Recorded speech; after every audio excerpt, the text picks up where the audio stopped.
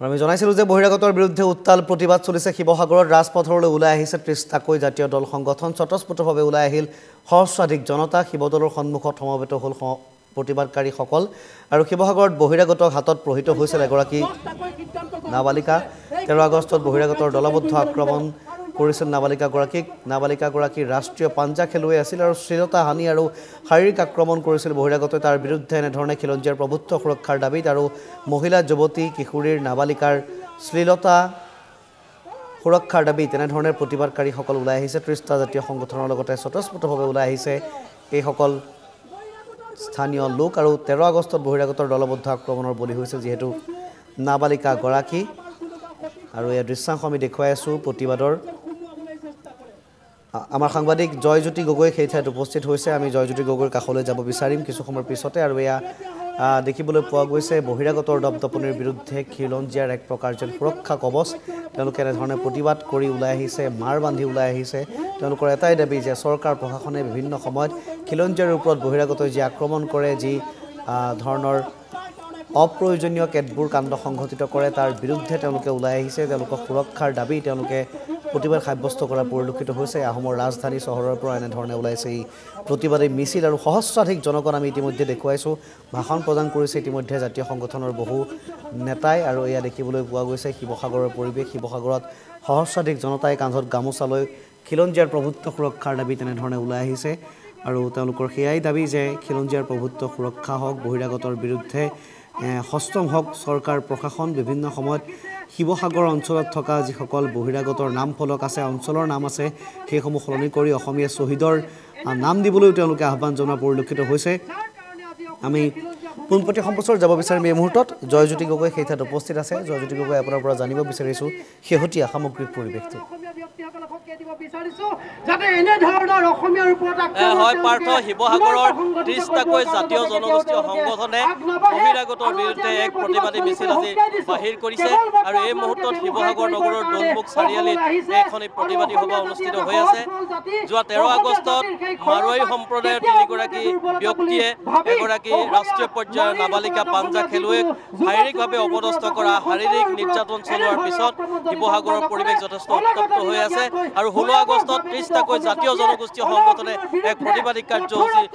ৰূপায়ণ কৰিবৰ কাৰণে সমবেত হৈছিল ৫ শতাধিক লোকে এখন ৰাজহুৱা সভা সম্বোধন কৰিছিল আৰু তাৰ পাছতে আজিৰ দিনটোত পুৱা ১০ বজাত সকলোকে ওলাই আহিবলৈ এক আহ্বান জনাইছিল আৰু সেই আহ্বানক সঁহাৰি জনাই বিভিন্ন প্ৰান্তৰ পৰা সহস্ৰাধিক জনসাধাৰণ আহি আজি শিৱসাগৰ নগৰত এই তীব্ৰ প্ৰতিবাদী মিছিল বাহিৰ কৰিছে আৰু সকলো বহিৰাগত ব্যৱসায়িক প্ৰতিষ্ঠান প্ৰতিবাদী কাৰ্যসূচী অব্যাহত থকা পৰ্যন্ত বন্ধ কৰি দিছে ইতিমধ্যে আমি দেখাইছোঁ সতীৰ্থ বলিনে দেখাব এই মুহূৰ্তৰ ষ্টেচন চাৰিআলিৰ দৃশ্য ষ্টেচন চাৰিআলিত এইসকল প্ৰতিবাদী নেতৃত্বই সমবেত হৈ এক প্ৰতিবাদী সভা অনুষ্ঠিত কৰিছে মই জনগোষ্ঠীয় সংগঠন আহোমেনাৰ সভাপতি আছে তেওঁৰ মন্তব্য জানিবলৈ চেষ্টা কৰিম বাৰে বাৰে শিৱসাগৰত এনেকুৱা ঘটনা সংঘটিত হোৱাৰ অভিযোগ উত্থাপিত হৈছে ১৭ চনৰ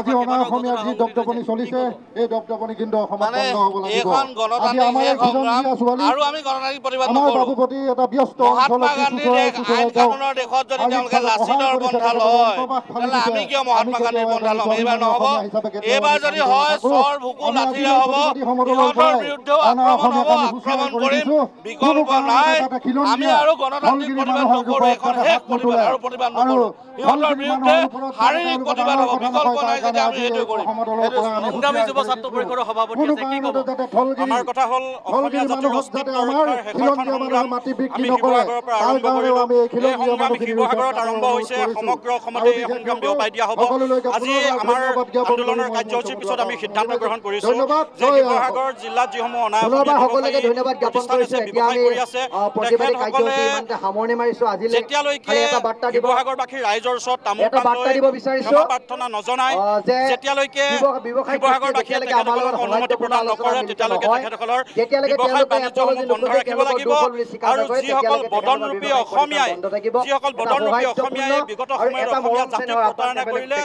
তেখেতসকলক আমি চিৰদিনৰ কাৰণে শাসনৰ বাঘজৰীৰ পৰা বিদায় দিব লাগিব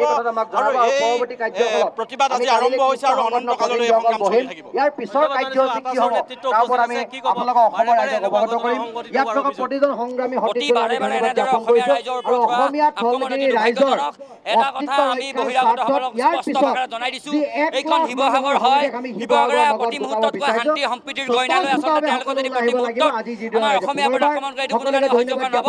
এয়া আজি শিৱসাগৰবাসী ৰাইজে প্ৰমাণ কৰি দিলে যে ইয়াৰ পৰৱৰ্তী পৰ্যায়ত প্ৰত্যাহ্বান তেওঁলোকে গ্ৰহণ কৰিবলৈ সাজু থাকক। আমি যুঁজাৰু জাতি, আমি কোনো কাৰণতে আমি নিজে নাহাৰিলে আমাক হৰুৱাব পৰা ক্ষমতা কাৰো নাই। গতিকে এই প্ৰতিবাদ চলি পৰা আমি স্পষ্ট ভাষাৰে জনাই দিছোঁ, ইয়াৰ অনাগত সময়ত ইয়াৰ পৰিণাম অতি ভয়ংকৰ হ'ব। এই ভয়ানক পৰিণতিৰ সন্মুখীন হ'বৰ কাৰণে তেওঁলোক সাজু থাকক। পাৰ্থ, ইতিমধ্যে প্ৰতিবাদী কাৰ্যসূচী আনুষ্ঠানিকভাৱে সামৰণি পেলাইছে। 30টাকৈ জাতীয় জনগোষ্ঠীয় সংগঠনৰ আহ্বানত সহস্ৰাধিক জনসাধাৰণ ওলাই আহিছিল, সহস্ৰাধিক জনসাধাৰণ ৰাজপথ কঁপাই তুলিলে। শিৱসাগৰৰ প্ৰতিখন বহিৰাগত বণিকৰ ব্যৱসায়িক প্ৰতিষ্ঠান তেওঁলোকে বন্ধ কৰি ৰাখিলে আৰু প্ৰায় 2 ঘণ্টাৰো অধিক সময় শিৱসাগৰ নগৰক এই প্ৰতিবাদী মিছিলেৰে বহিৰাগত বণিকসকলক সকীয়াই দিব খুজিছে যে থলুৱা থলগিৰি অসমীয়া গাত যাতে কোনো হাত নিদিয়ে, কোনো জীয়ৰী বোৱাৰী যাতে দ্বিতীয়বাৰৰ কাৰণে অপমানিত হ'বলগীয়া নহয়। 13 আগষ্টৰ দিনা ৰাষ্ট্ৰীয় পাঞ্জা খেলুৱৈ যিগৰাকী ইতিমধ্যে তেওঁ নিৰ্যাতিত হৈছে। আমি আৰু এগৰাকী ব্যক্তি উপস্থিত আছে, কি ক'ব তাইৰ পৰা?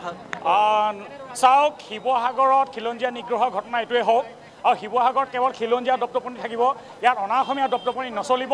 আৰু যদি অনাগত দিনত কোনো খিলঞ্জীয়া ওপৰত যদি অনা অসমীয়াই নিগ্ৰহ ঘটনা ঘটে, তেতিয়াহ'লে আমি কিন্তু 30টাকৈ জাতীয় জনগোষ্ঠী সংগঠনে কেৱল প্ৰতিবাদত আমি সীমাবদ্ধ নাথাকিম। গণতান্ত্ৰিক প্ৰতিবাদক চেৰাই গৈ যদি আমি কিবা কৰিবলগীয়া হয়, তাৰ বাবে এই অনা অসমীয়া বণিক গোষ্ঠী দায়ী হ'ব। তাৰ বাবে এই বণিক গোষ্ঠীক সুৰক্ষা প্ৰদান কৰা এই চৰকাৰ আৰু জিলা প্ৰশাসন দায়ী হ'ব। আমাৰ জাতীয় জনগোষ্ঠী সংগঠনসমূহ ইয়াৰ কাৰণে দায়ী নহ'ব। পাৰ্থ, ইতিমধ্যে আমি উল্লেখ কৰিছোঁ যে প্ৰতিবাদী কাৰ্যসূচী আনুষ্ঠানিকভাৱে সামৰণি পৰিছে, কিন্তু পৰৱৰ্তী পৰ্যায়ত আৰু অধিক প্ৰতিবাদী কাৰ্যসূচী ৰূপায়ণ কৰাৰ কথাও ইতিমধ্যে প্ৰকাশ কৰিছে যিসকল 30টা জাতীয় জনগোষ্ঠীয় সংগঠনৰ নেতৃত্ব, এইসকল নেতৃত্বই। গতিকে পৰৱৰ্তী সময়ত শিৱসাগৰত ইয়াতকৈ অধিক জংগী আন্দোলন দেখা পোৱা যাব বুলি এই মুহূৰ্তত ক'ব পৰা যায়। পাৰ্থ, ধন্যবাদ জনাইছোঁ আমাৰ শিৱসাগৰৰ সাংবাদিক সেয়া আছিল জয়জ্যোতি গগৈ। ধন্যবাদ জনাইছোঁ ভিডিঅ' জাৰ্নেলিষ্ট বনিল গগৈকো। তেওঁলোকে আৰম্ভণিৰ পৰা সামগ্ৰিক প্ৰতিবাদী সেই মিছিলৰ দৃশ্যাংশ শেষলৈকে NKTVৰ দৰ্শকসকলক দেখুৱালে আৰু এনেধৰণে খিলঞ্জীয়াৰ প্ৰভুত্ব সুৰক্ষাৰ দাবীত ওলাই আহিল শিৱসাগৰৰ শতাধিক জনতা।